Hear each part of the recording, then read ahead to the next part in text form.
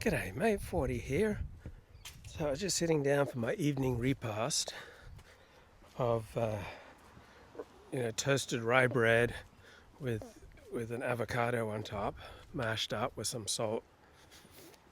And as I am wont to do in the evenings, I don't know how you like to spend your dinners, but I like to sit down and spend some quality time with the New York Times, just so that I can cut through the misinformation. Did you know that there's like a misinformation tsunami out there? So very concerning. Like, people are often consulting information that's not being approved by our elites, and it's just really mucking everything up. Very concerning. So I try to cut through the misinformation by settling in and having some quality time with the New York Times. And good thing I did this evening. Got some shocking news. Did you know that President Joe Biden, our president, at least Republicans don't say he's not my president. Remember how Democrats used to do that about George W. Bush? He's not my president. God, so many Democrats were election deniers. He's not my president. So Joe Biden's my president. And did you know? Here's the shocking news. Joe Biden is confronting a polarized America. Did you know that? And it's absolutely no reason, has absolutely nothing to do with anything he said or done, right? It's not like there are 109 things that Joe Biden has done to polarize America.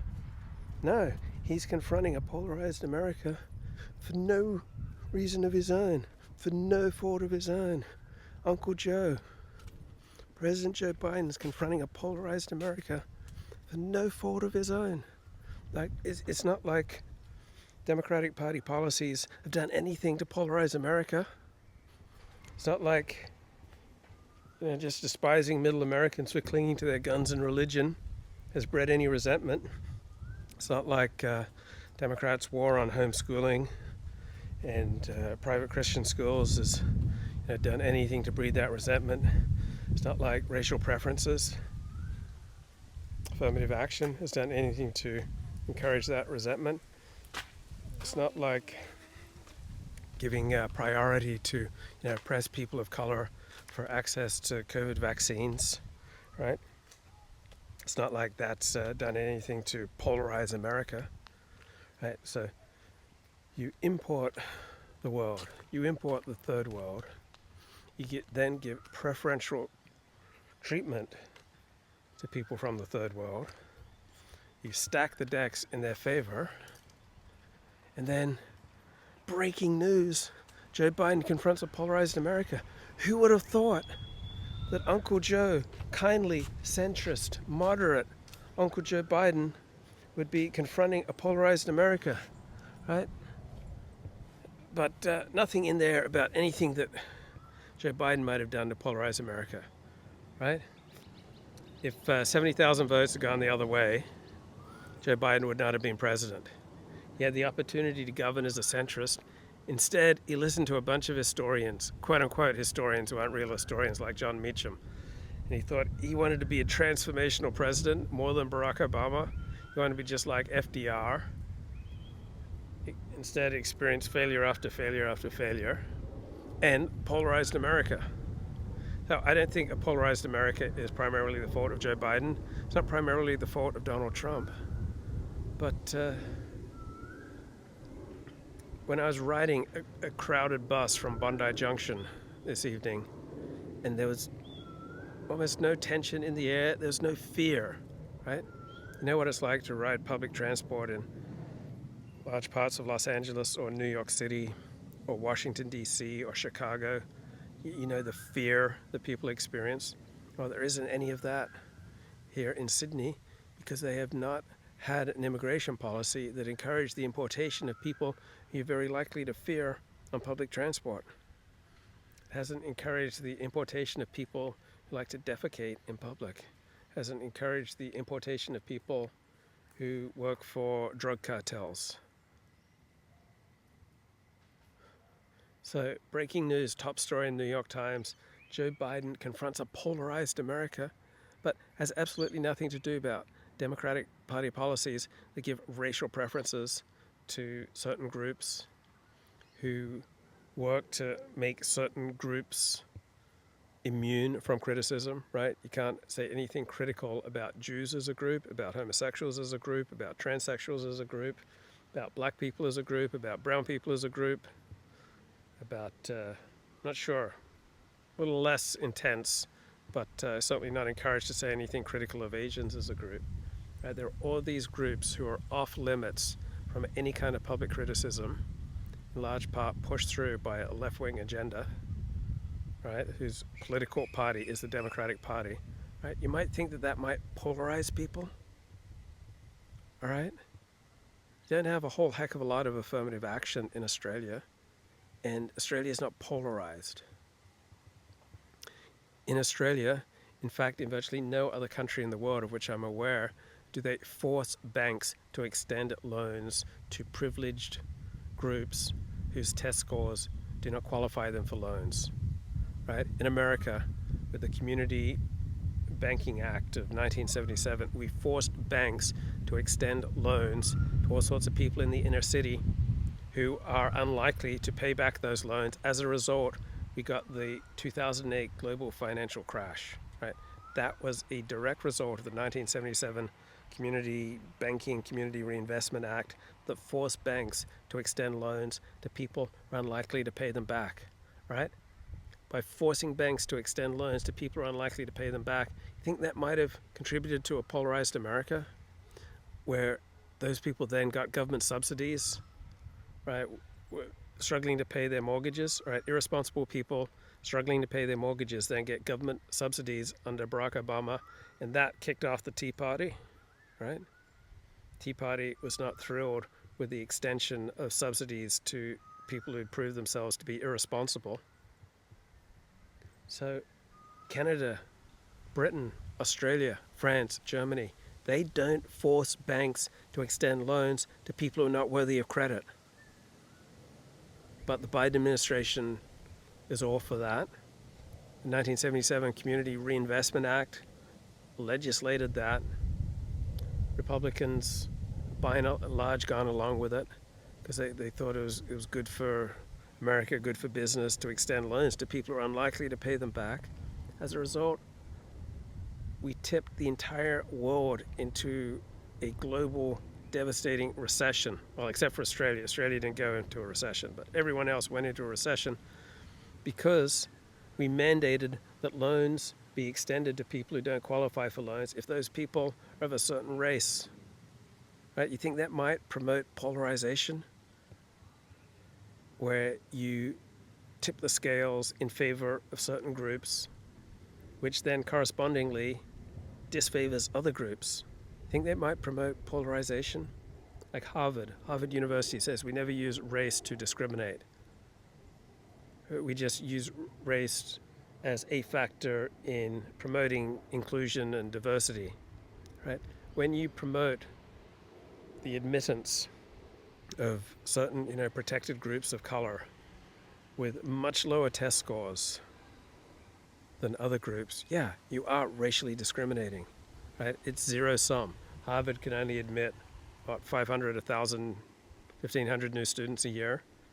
And if you admit students on the basis of race, students who would otherwise, in a colorblind admittance policy, would not be admitted into Harvard, you're doing that at the price of other people of a less favored race with higher academic qualifications. You think that might promote polarization?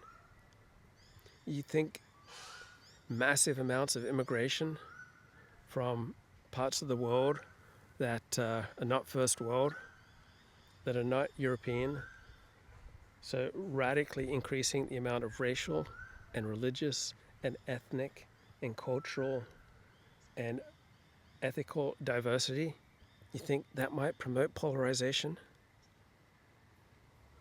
The New York Times presents it as, it's just Uncle Joe. He's confronting a polarized America. Poor bloke. Not his fault. He's just doing the best he can, just like the Justice Department, just doing the best they can to, try to bring a dangerous, out of control Donald J. Trump, to some kind of legal accountability. And It's that dastardly Donald Trump who's making things so awkward for the Department of Justice, who simply wants to pursue justice, justice, justice, shall we pursue. That's all they want to do. And it's that nasty Donald Trump and the nasty Republicans who are throwing up obstacles for the Department of Justice pursuing justice. So sad. There's nothing they did, right? It's not like the Democrats did 109 things to increase polarization in this country, right? The more diversity you have, the more religious, ethical, cultural, tactical, psychological, racial, religious diversity you have, the more polarization you're going to have. No, it's not like all diversity creates equal amounts of polarization. Some types of diversity in certain circumstances are far more polarizing than other types of diversity. Sydney has tons of diversity, doesn't have a ton of nasty polarization. You feel safe walking the streets here. I'm alone at night in a park ranting about polarized America. I feel perfectly safe. There are people playing with their dogs in the park, right? Surely love is all around us. Right? It's a beautiful evening here because Sydney's diversity mix is not combustible into criminal violence. Now, it does take a toll. So residents of Sydney volunteer less than residents of other parts of Australia because Sydney is so diverse. People feel less public spirited. They feel less inclined to volunteer for people who don't look like them or sound like them or worship like them or have habits like them or values like them or cultures like them. People are going to be less likely to pitch in and help out such people. Oh, the other story that gets me is that Kyrie Irving got in so much trouble for one tweet to a documentary that Amazon makes money off of, right? From Hebrews to Negroes, right? That documentary, self-funded documentary that Amazon distributes. But Kyrie Irving is in massive trouble for making one tweet, since deleted, about that documentary. But Amazon has been showing it, still showing it, profiting from it. And if this movie is so horrible, why isn't there pressure on Amazon to remove it? Well, now there is pressure on Amazon. There wasn't 2 weeks ago. Right? This movie was perfectly kosher for Amazon to make money from. And Amazon has very strict policies against hate. So Amazon has like a Kindle Direct program where you can self-publish and make money. And they also have a similar program for filmmakers. Where filmmakers, upload their movies and they can sell them or rent them through Amazon and make some money. But Amazon has policies against sexually explicit content in these movies and policies against copyright infringement and policies against hate. But someone at Amazon saw and approved this from Hebrews to Negroes documentary. Now, I give Amazon props for, generally speaking, being quite the free speech company. Amazon does not like to delete books. It's only started deleting books of Holocaust denial and some of the more spicy race realism books, like only in the last few years. So Google and Amazon and the big tech in general, Twitter, Facebook, these all started out as free speech playgrounds. And they didn't want to turn into repressive regimes where they had to hire thousands and thousands of moderators. Right? They were forced to do that by primarily Democratic politicians. And so big tech has reluctantly gone along. They're also forced to do it by advertisers. But Amazon and Google, prior to about 10 years ago, had a very enviable free speech record. Now Amazon is saying that they're going to add disclaimers to this documentary and disclaimers to the book. So I give Amazon props if they don't delete the movie and don't delete the book. So it costs $12 to rent the movie, like $50 to buy it. And so far it's only had like 1,200 rentals, even with all this controversy. But the ADL, you'll be glad to know, the ADL's on the case, pressuring Amazon to remove the listing, and if they don't remove it, to add all sorts of important disclaimers about how this is work that promotes anti-Semitism and hatred. So thank God for the Anti-Defamation League out there, fighting against free speech. Oh, it's not free speech, it's hate speech, right? Hate speech is not recognized in US law. It's an entirely subjective category. It's just kind of weird that Kyrie Irving got 100 times the amount of attention and criticism that Amazon got. Like, why did all the powers that be come down on Kyrie Irving, but they didn't come down on Amazon? Because Amazon has more power. They thought they could bully Kyrie Irving. They knew they couldn't bully Amazon. So people very quickly sense whether or not you can be bullied. And if you allow yourself to be bullied, people will bully you. They'll beat you down. They'll drag you through the mud. They'll deride you. They'll declaim you. They'll have contempt for you. They'll pour it on. Like, just unbelievably hostile, intense response to Kyrie Irving, but respectful, careful, nuanced responses to Amazon. Why? Because Amazon has the power. Kyrie Irving doesn't have the power. And people don't like Kyrie Irving. And so this is an opportunity to stick it to him. But why would Kyrie Irving get 100 times the criticism and the pressure that Amazon has received when Amazon hosted and made money from this supposedly evil anti-Semitic documentary?